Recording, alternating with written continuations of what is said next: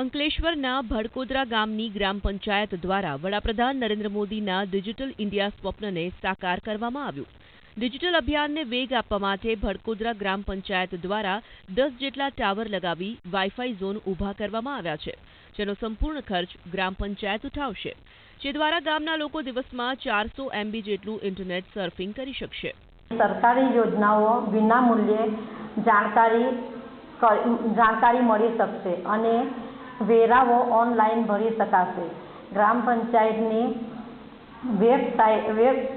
Website પર સમસ્યાઓ અંગે ફરિયાદ કરી શકાશે. તો બીજી તરફ ગામમાં વાઈફાઈ ઝોન બન્યા હોવાથી ગામના યુવાનોમાં ખુશીનો માહોલ છે.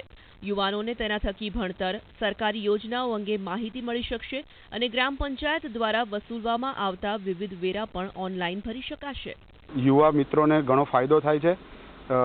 દરરોજ 400 MB જેટલું મફત વાઈફાઈ વાપરવા માટે યુવાનોને આજથી એની શરૂઆત થઈ છે અને એ એપ્લિકેશન દ્વારા ભડકોદરા ગ્રામ પંચાયતના વેરા ભડકોદરા ગ્રામ પંચાયતમાં કોઈને જો કોઈ તકલીફ હોય તો એ વેબસાઇટ ઉપર અપલોડ કરી શકે છે.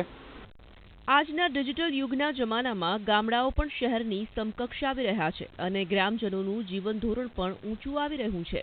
શહેરોમાં તો અનેક સ્થળોએ વાઈફાઈ ઝોન હોય છે, પરંતુ ભરૂચ જિલ્લાનું ભડકોદરા ગામ જિલ્લાનું પ્રથમ વાઈફાઈ યુક્ત ગામ બન્યું છે.